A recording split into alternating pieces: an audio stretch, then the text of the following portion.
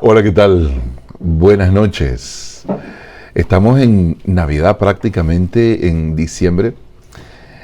He aquí que para justicia reinará un rey y príncipes presidirán en juicio, y será aquel varón como escondedero contra el viento y como refugio contra el turbión, como arroyos de aguas en tierra de sequedad, como sombra de gran peñasco en tierra calurosa.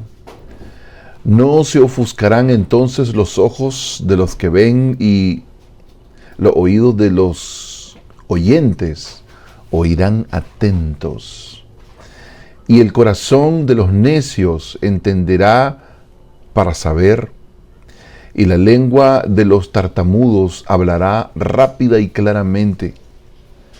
El ruin nunca más será llamado generoso, ni el tramposo será llamado espléndido, porque el ruin hablará ruindades, y su corazón fabricará iniquidad para cometer impiedad y para hablar escarnio contra Jehová, dejando vacía el alma hambrienta y quitando la bebida al sediento.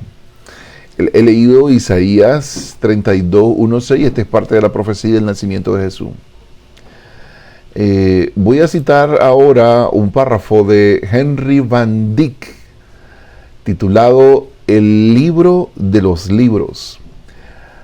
Nacida en el este y vestida a la manera oriental y con sus metáforas, la Biblia reconoce y recorre los caminos del mundo con pie seguro y familiaridad, entrando país tras país para encontrar por todas partes su plena justificación. Ha aprendido a hablar en cientos de idiomas al corazón de los hombres. Entra al palacio para decirle al monarca que es un siervo del Altísimo, y a la casita del campo para asegurarle al campesino que es un hijo de Dios. Los niños escuchan sus historias maravillados. El campesino que es, dice, y complacido, maravillados y complacidos. Y los sabios meditan en ellas, considerándolas como parábolas de la vida. Tiene una palabra en paz para los momentos de peligro, una palabra de consuelo para el tiempo de las calamidades y una palabra de luz para la hora de la oscuridad. Sus autorizadas palabras son repetidas en las reuniones y sus consejos susurrados en los oídos de los solitarios.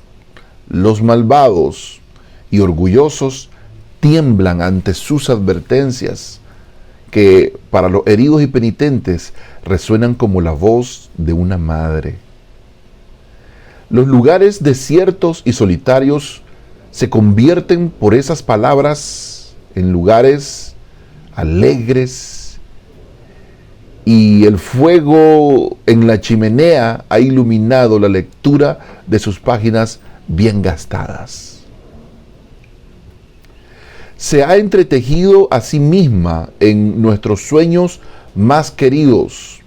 Así que el amor, la amistad, la simpatía y la devoción, la memoria y la esperanza se visten con las maravillosas vestiduras de su entrañable lenguaje, exaltando un hálito de incienso y mirra, recordándonos de la ofrenda de los Reyes Magos.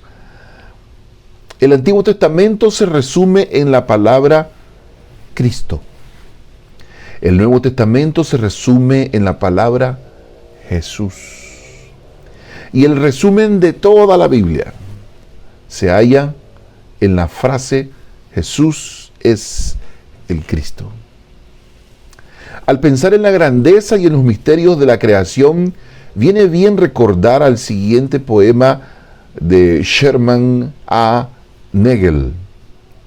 No puedes poner en movimiento una pequeña estrella. No puedes formar una sola hoja del bosque, ni hacer surgir una montaña, ni sumergir un océano. Pigmeo presuntuoso, lleno de incredulidad, no puedes hacer aparecer un amanecer de regio resplandor, ni ordenar en el día que el día decline hacia un crepúsculo oscuro, ni lograr que la pálida luna emita su radiante ternura, y osas dudar de aquel que todo lo creó. Hoy estaremos tocando un tema que se llama enredados. Y para continuar con el tema de hoy, quiero leerles en el libro de Ezequiel capítulo 27, del verso 1 en delante, dice: vino a mí palabra de Jehová diciendo: tú, hijo de hombre, levanta endechas sobre Tiro. Dirás a Tiro, que está asentada a la orilla del mar, la que trafica con los pueblos de muchas costas. Así ha dicho Jehová el Señor: Tiro, tú has dicho, yo soy de perfecta hermosura. En el corazón de los mares están tus confines. Los que te edificaron completaron tu belleza. De hayas del monte Senir te fabricaron todo el maderaje. Tomaron cedros del Líbano para hacerte el mástil. De encinas de Basán hicieron tus remos, tus bancos de pino de las costas de Quitim, incrustados de marfil. De lino fino bordado de Egipto era tu cortina, para que te sirviese de vela. De azul y de púrpura, de las costas de Elisa era tu pabellón. Esto está describiendo un barco mercante, ¿verdad? Voy a hacer una pausa aquí porque quiero que se entienda que está hablando de la pomposa manera. Una cosa es tener una vela y alzar la vela, izarla para echar mar adentro. Y otra cosa es que la vela que tú estás izando tenga, dice que sea una cortina fina, de lino fino bordada en Egipto, es decir, exportada, ¿verdad? Importada más bien de Egipto, como una cosa primorosa, algo muy costoso, y que el mástil, que es el tronco principal que sostiene la vela, fuera un cedro del Líbano. Esto es un árbol israelí que solo crece en el Líbano, es algo muy sólido. Hemos hablado de que el árbol del Líbano crece a 5 años hacia adentro y afuera no se ve nada de crecimiento. Busca rocas donde se abraza, busca fuentes de agua, y el primer año no parece que el árbol creció, parece que se murió todo. El segundo año también, el tercer año no se ve, es hasta el quinto año que comienza, ¡pum!, una vez que ya tiene todas las raíces bien posicionadas, entonces el árbol comienza a crecer, pero de una manera impresionante. Es uno de los árboles más sólidos y duraderos. Por eso es que es un lujo que estas embarcaciones de Tiro tuvieran tal mástil para soportar una vela que se miraba bellísima. Era un esplendor que tenía esa vela, espectacular, para izarla y echarse a la mar. De encinas de Basán hicieron tus remos, es decir, de madera finísima. Tus bancos de pino y costas de Quitim incrustado de marfil. Es decir, estamos hablando de que la madera llevaba incrustada los colmillos de los elefantes, de manera que lo adornaban como se adornan las teclas del piano, que están hechas de ébano y marfil. Es costosísima, esa es la razón por la cual es tan caro. Un piano es carísimo. Ok, estos eran unos remos bellísimos. Acá, imagínense que tuvieran marfil estos incrustados en la madera. Eso era algo espectacular. Dice, de lino fino, bordado de Egipto era tu cortina, para que te sirviese de vela, y azul, de púrpura, de las costas de Elisa era tu pabellón. Es decir, algo muy costosísimo, muy primoroso, si vamos a usar un término bíblico. Y dice, los moradores de Sidón y de Arvad fueron tus remeros. Es decir, gente muy musculosa, fuerte, y que estaban hechos ya para poder remar cuando la vela no iba en la dirección. Porque habían dos maneras de navegar, era con la vela y otra con remo. Y a veces cuando se quería alzar gran velocidad, entonces se ponían los remos y la vela al mismo tiempo y agarraban velocidades no vistas. Y dice, fueron tus remeros, tus sabios, oh Tiro, estaban en ti. Es decir, que había gente muy inteligente para hacer obras primorosas, para hacer negocios, para armar, para labrar, para bordar, para hacer cualquier tipo de cosas.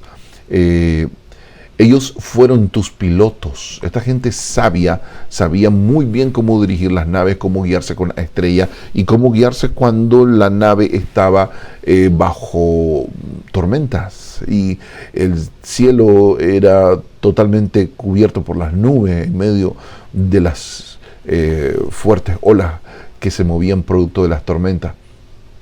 Los ancianos de Gebal y sus más hábiles obreros. Sí, cuando está hablando de ancianos, es gente sabia, con mucha sabiduría, y dice, más hábiles obreros, es decir, ancianos más hábiles obreros calafateaban tus junturas. Entonces nunca se filtraba el agua en un barco de Tarsis. Todas las naves del mar y los remeros de ellas fueron a ti para negociar. Voy a volver a leer eso. Dice, todas las naves del mar, escucha esta palabra, todas las naves del mar y los remeros de ellas, ¿de quiénes?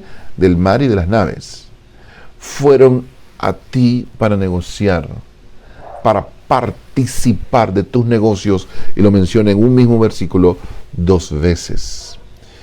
Estamos hablando de que Tiro era una de las ciudades comerciantes más pujantes de la época, y que su riqueza había llevado a construir la ciudad más primorosa, linda y estructuralmente sólida a la misma vez que eran cosas de diseño inteligentísima, creativa y hermosísima. Y los remeros de ella fueron a ti para negociar, para participar de tus negocios. Es decir, era mucho dinero el que se movía en Tiro. Persas y los de Lud y Fut fueron en tu ejército tus hombres de guerra. Es decir, gente muy poderosa, muy fuerte. Escudos y yelmos colgaron en ti. Ellos se dieron, repito eso, lo leí mal, ellos te dieron tu esplendor. Y los hijos de Arvad con tu ejército estuvieron sobre tus muros alrededor. Entonces todos los muros que cubrían la ciudad de Tiro estaban por todas partes rodeados de ejército muy bien armados para la guerra, para defender a la ciudad. Y los gamadeos en tus torres, sus escudos colgaron sobre tus muros alrededor.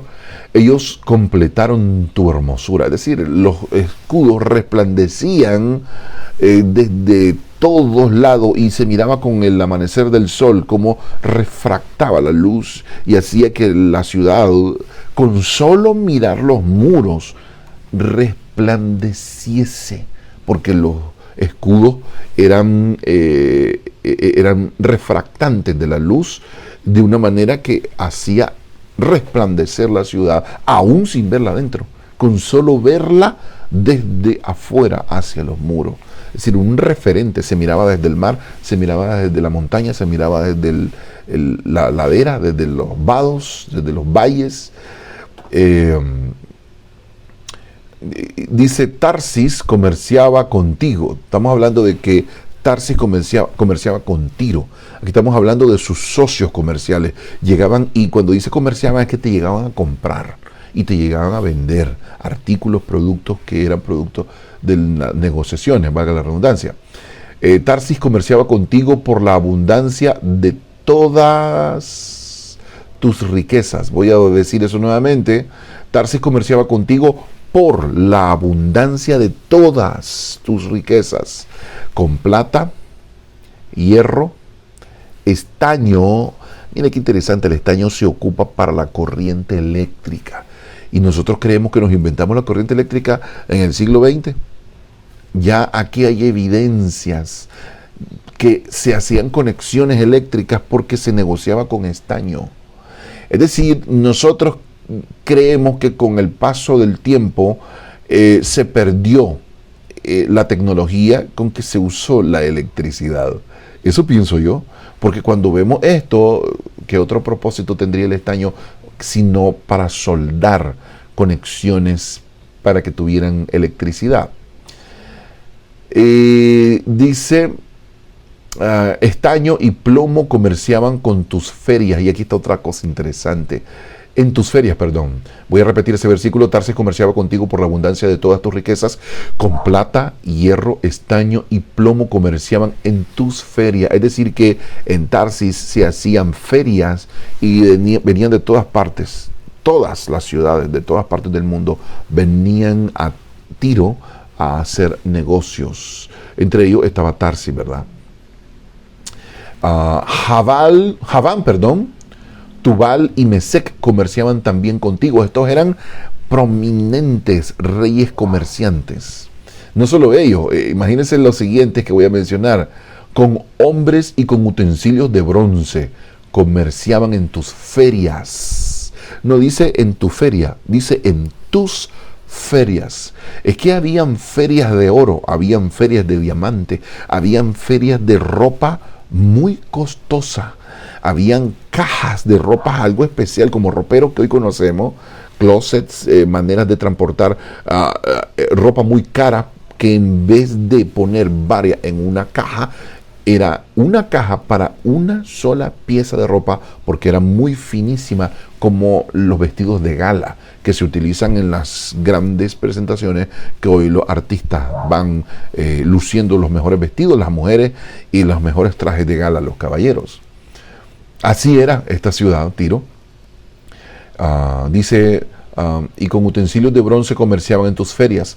Los de la casa de Togarma, con caballos y corceles de guerra y mulos. Estamos hablando de que son corceles de guerra, son caballos muy briosos, fuertes, veloces. Tenían que ser los caballos más rápidos, tanto para ir a la guerra como para huir de un enemigo que vendría contra el que montaba el corcel, rápido corcel. Entonces, entre más rápido el caballo, mejor era en la guerra, tanto para atacar como para huir. También eran muy costosísimos. Hoy sabemos que un corcel de esto puede valer $20,000, $30,000, $50,000, $70,000. Uno de estos caballos de raza son elegantes, con unas crines que les cuelgan a veces en todo su cuello, en su pescuezo más bien, y las colas son a veces mejores peinadas que las de una mujer. Así tratan y trataban desde siempre a los corceles. Dice, y mulos comerciaban en tu mercado. Aquí habla claramente que había un mercado en Tiro, un mercado enorme. Si nosotros creemos que el mercado oriental es el mercado más grande de Centroamérica, no tenemos ni idea de cuán grande era el mercado. Porque con todo y lo grande que es el mercado oriental, se vende oro y plata, pero no se venden diamantes. O por lo menos que yo sepa, no me he dado cuenta. Los hijos de Dan traficaban contigo. Muchas costas tomaban mercadería de tu mano. Estamos hablando como si fuera la China de hoy. colmillos de marfil y ébano. Aquí estamos el ébano y marfil que se hacen en los pianos, ¿ok? Es muy probable que ya existieran los pianos para este momento. Recuerden que David inventó muchos instrumentos que se perdieron con el paso de los años. Dice, colmillos de marfil y ébano te dieron por sus pagos. Es decir, las cosas más primorosas y carísimas que habían, que era el ébano y el marfil. Y siempre lo ha sido, todavía lo sigue siendo. Edom traficaba contigo por la multitud de tus productos. Por eso les dije, era una China. Lo que hoy es China, tiene o no tiene una multitud de productos China. Solo necesitas irte a Alibaba y darte cuenta todo lo que vende. Y que todo lo que el mercado oriental en Nicaragua tiene es muy buena parte. Estamos hablando de un 60% proviene de China, según mis propios cálculos. Recuerden que yo tengo la representación en Google del mercado oriental y tengo 22 años de representar al mercado oriental, también con las páginas web elmercadooriental.com, y esto no es publicidad, sino es para que se sepa que la referencia que yo estoy dando, también mercadooriental.net, es una referencia que tiene fundamento en mi expertise de 22 años de trabajar en el mercado oriental. Entonces, según yo creo, el 60% de todo lo que se vende en el mercado oriental es producto de China y el 40% de otros países, donde principalmente prima Panamá, que también trae de China, y de Estados Unidos, entre otros, como Costa Rica. Pero de eso se trata, estamos hablando de tiro, ¿verdad? Dice, Edom traficaba contigo por la multitud de tus productos, con perlas, púrpura, vestidos bordados, linos finos, corales y rubíes. Venía a tus ferias. Es decir, cuando venía esta gente, venía con toda esta riqueza. Solo pensar en la cantidad de rubíes que traía, eso era lo más exquisito, lo más maravilloso. Es decir, toda la opulencia que vemos en las grandes joyerías más exquisitas del mundo ya estaban en Tiro hace 10.000 años atrás. Judá, ahora estamos hablando del pueblo de Israel, Judá y la tierra de Israel comerciaban contigo. Está hablando de Tiro, ¿verdad? Es decir, había israelitas que siempre han sido y lo son hoy en día los más grandes comerciantes del mundo. Son israelíes. Es decir, si tú vas a preguntar en Estados Unidos quién es el dueño del hospital Bautista, que es uno de los hospitales más grandes en todo Estados Unidos. No hay lugar en todo Estados Unidos donde no haya un hospital bautista. Es de los judíos. Google, de los judíos. Facebook tiene su origen inicialmente. Mark Zuckerberg tiene orígenes judíos, según entiendo. Y así sucesivamente, la cantidad de judíos, los bancos, la economía del mundo lo poseen los bancos judíos. Esto es, entonces no es nuevo en los judíos saber hacer negocio.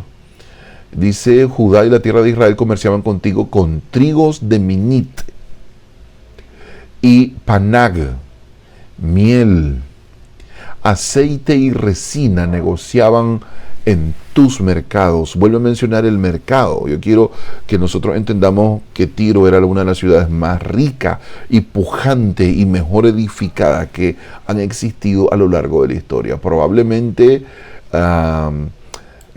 solamente Babilonia podría haber tenido un nivel de opulencia mayor.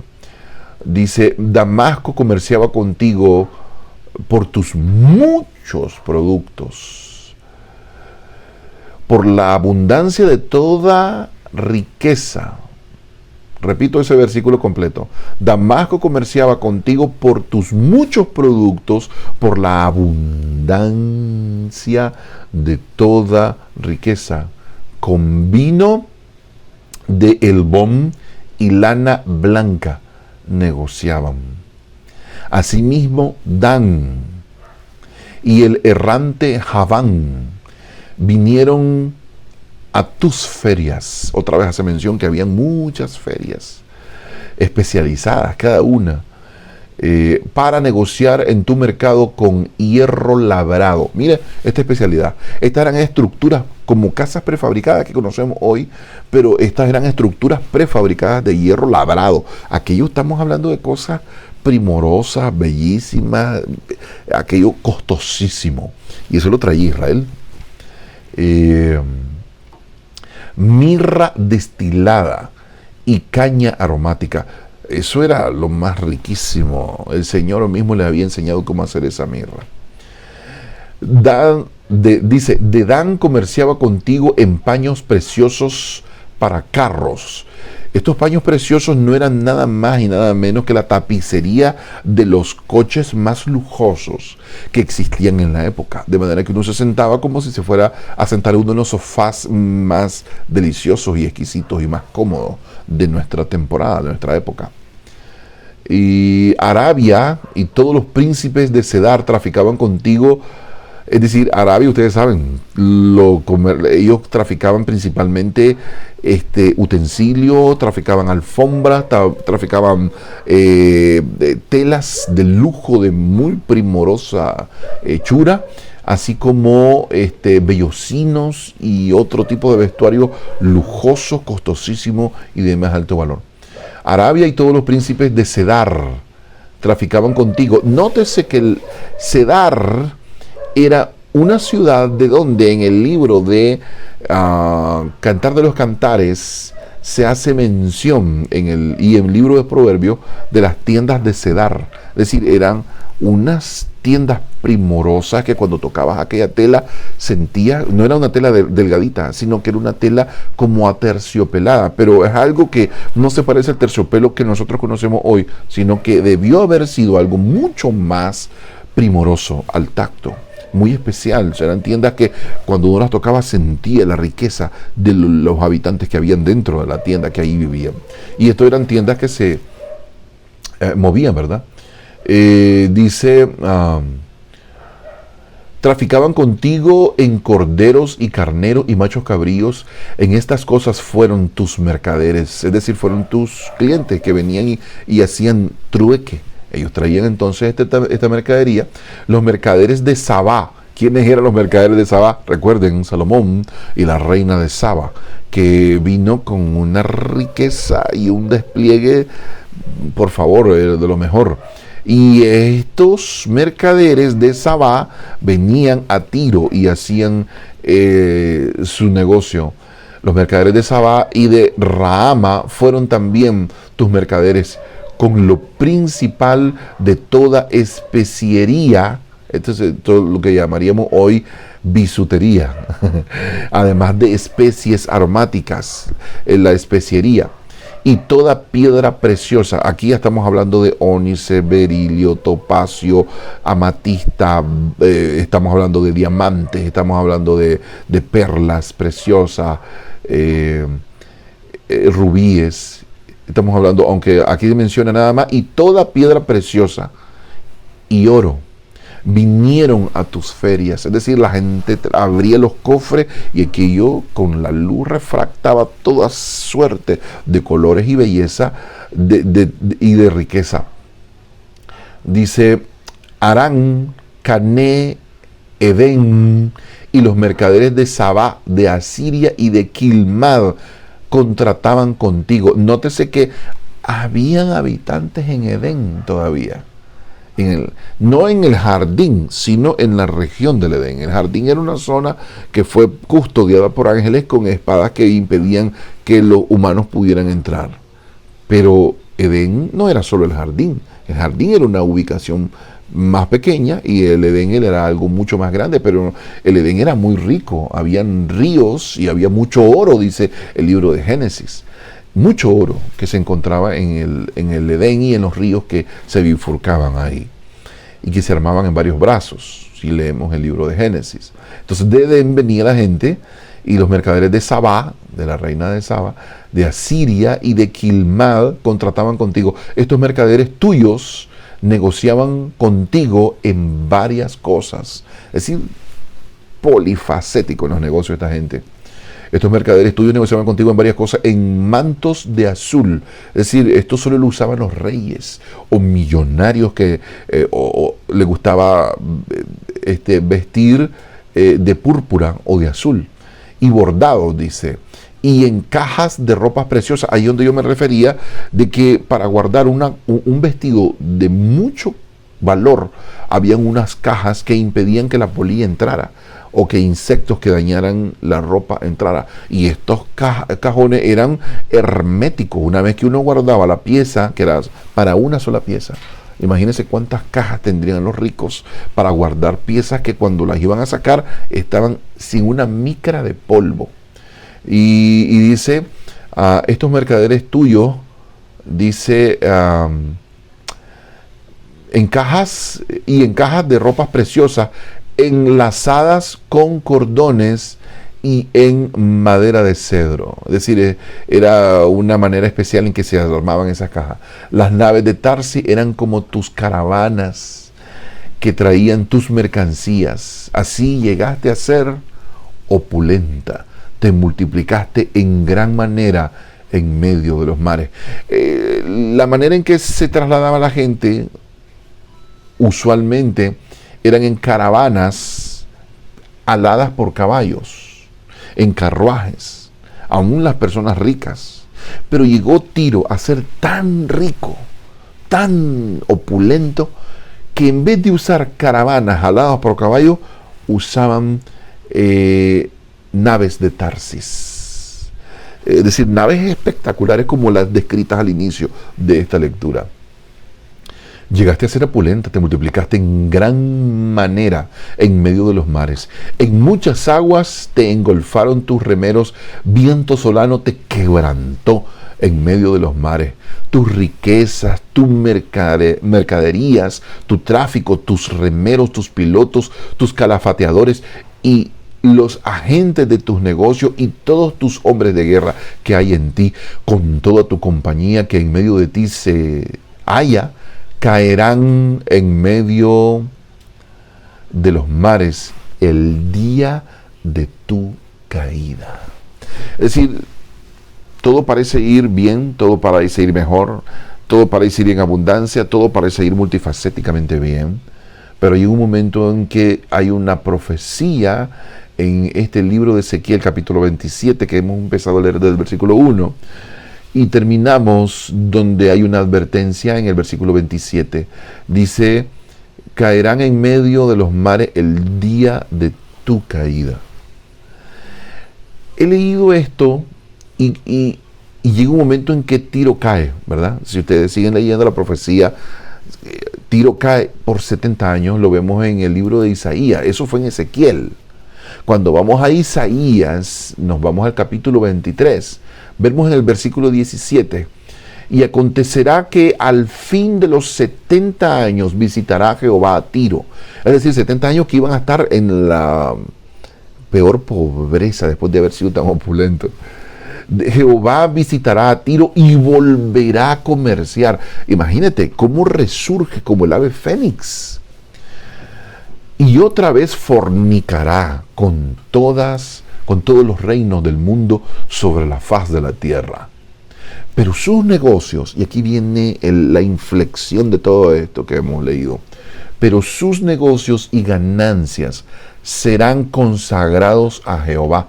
No se guardarán ni se atesorarán, porque sus ganancias serán para los que estuvieren delante de Jehová. Wow. A mí me encantó cuando leí esto. Para que coman hasta saciarse y vistan espléndidamente. Yo no sé si leí bien o si tú captaste lo que yo leí, pero aquí dice que toda esa opulencia que iba a resurgir después de 70 años, dice que no se iba a atesorar ni a guardarse, sino porque sus ganancias serán para todos los que estuvieran delante de Jehová.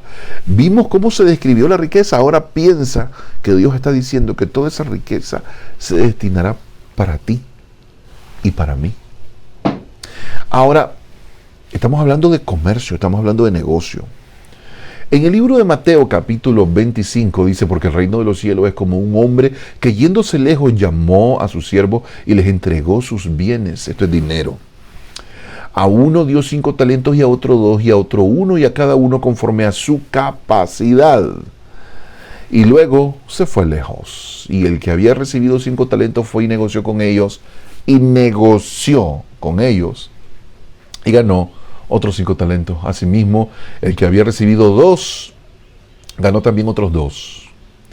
Pero el que había recibido 1 fue y cavó en la tierra y escondió el dinero de su señor. Es decir, aquí vemos algo que quiero continuar reafirmando en Lucas capítulo 19. Y llamando a 10 siervos suyos, les dio 10 minas.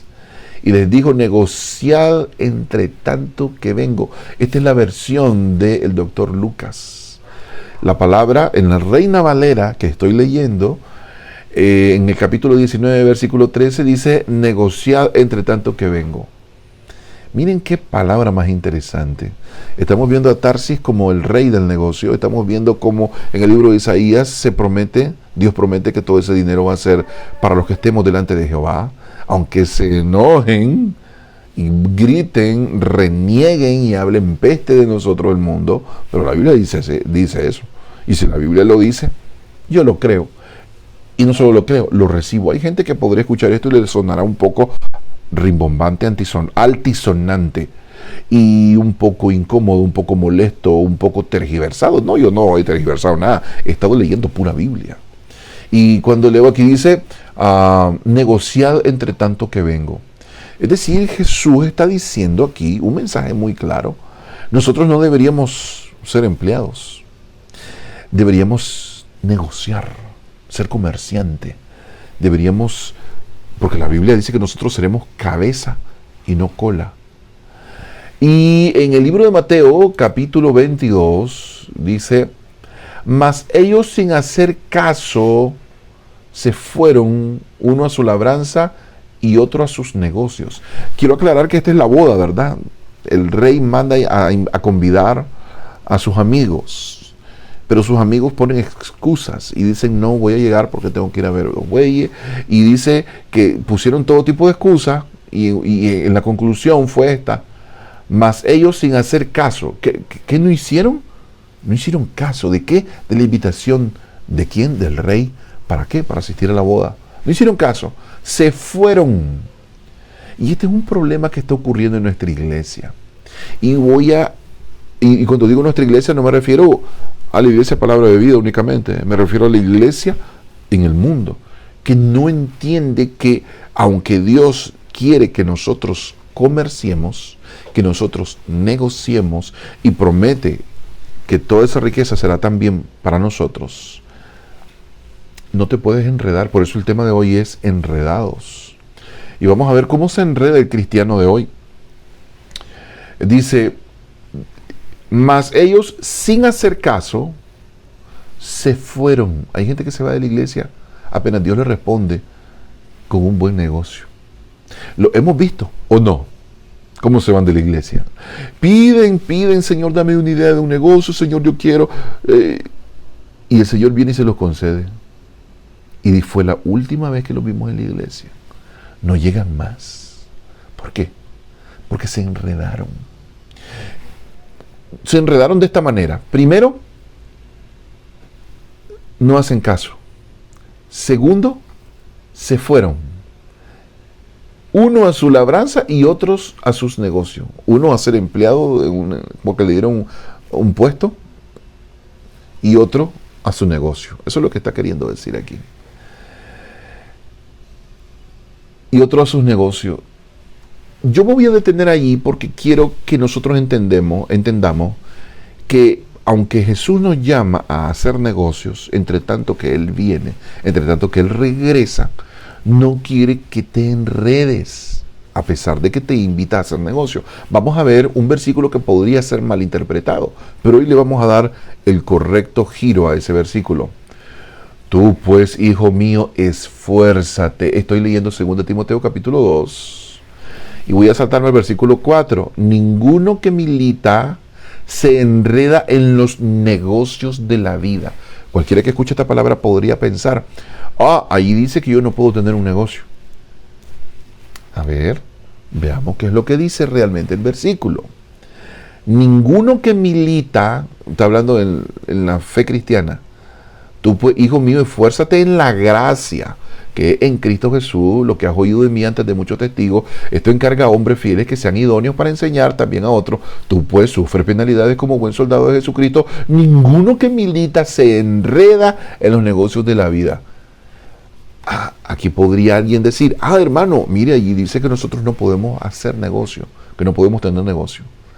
¿Qué es lo que realmente dice el versículo? Vamos a ver lo que dice realmente. Ninguno que milita se enreda en los negocios. No dice ninguno que milita no hace negocio. No dice eso. Tú puedes hacer negocio y lo vamos a comprobar después. Además de todo lo que hemos leído anteriormente, también tenemos versículos que desenredan esta aparente confusión, esta aparente contradicción de lo que estamos viendo aquí. Dice, ninguno que milita se enreda en los negocios de la vida. ¿Qué cosa sería el equivalente a enredarte? Bueno, ya lo hemos dicho en el versículo de Mateo capítulo 22.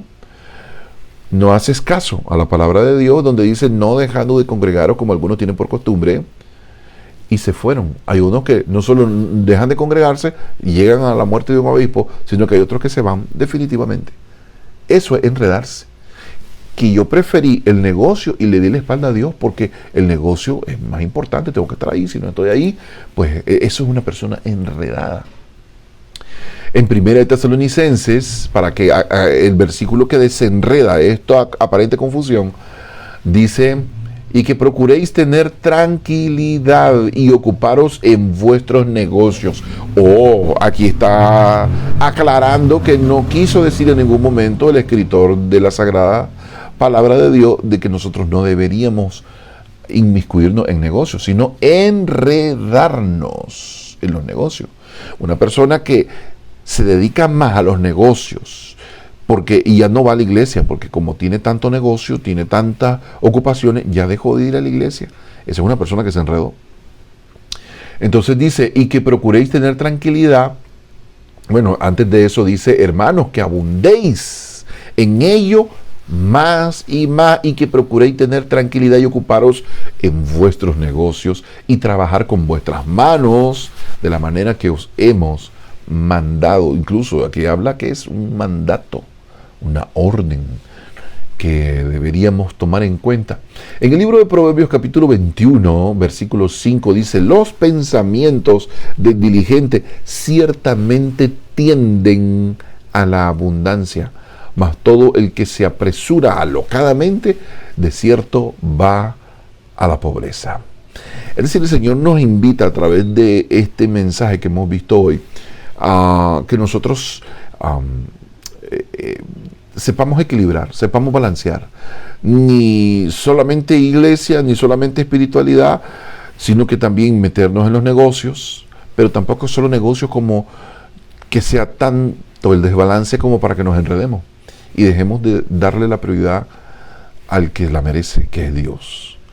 Entonces, repito ese versículo, los pensamientos del diligente ciertamente tienden a la abundancia, mas todo el que se apresura alocadamente, de cierto va a la pobreza. Y en este punto yo quiero hacer mención de los titulares que yo compartí el día de ayer con ustedes en el WhatsApp. Estos titulares están en la prensa y lo mencioné que está en la prensa porque es el opositor férreo número 1 del gobierno, de manera que deberíamos, y les compartí la captura de pantalla, porque cada quien puede luego ir a visitar el sitio web y verificarlo. El problema es que si lo van a ver en día posterior, a veces estas buenas noticias desaparecen. Lo que yo voy a compartir ahora, esto tocante a nuestro país, Nicaragua, de donde estamos haciendo esta transmisión. Miren qué interesante, esto lo dice la prensa, no lo digo yo, ni lo dice el Canal 4, ni lo dice Canal 8, ni Canal 2. Miren lo que dice la prensa. Ortega le da un vuelco a su suerte financiera en el 2022 y gobernará su primer año ilegítimo con más comodidad. Si tú vas a leer la noticia que yo te compartí, te vas a dar cuenta de cosas como que el CAFTA y la idea de sacarnos del DR CAFTA perdió fuerza. Si leíste el artículo, te vas a dar cuenta de que no lograron lo que querían. El problema es que algunos, incluso cuando lees la prensa, te das cuenta que con tristeza dan a conocer estas noticias de que lograron conseguir un récord en préstamos. Nosotros estamos después de El Salvador en dinero que el BCE nos prestó como promesa ya para este año 2022. Esto es increíble, la cantidad de 843 mil millones de dólares. Si no recuerdo muy bien, yo lo tengo debido a que lo tengo en el celular y no lo tengo aquí.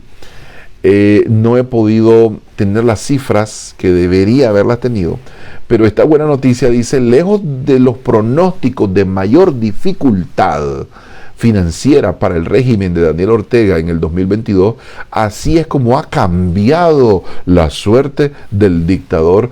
La Renacer y Nicaat pierden fuerza. No son buenas noticias para todos los nicaragüenses. Deberíamos alegrarnos. Hay buenas noticias para el año 2022. Y cuando yo mencioné toda esta opulencia que tenía Tiro, estoy haciendo referencia a la riqueza que vendrá a este país, pero que no se le va a quedar en las manos de los que nosotros creemos, sino que va a ser dada a los que estemos delante de Jehová. Número 1. Número 2, hay otra noticia que también es buena. Nicas en Estados Unidos y España baten récord en envíos de remesas al país. Eso está en el mismo día.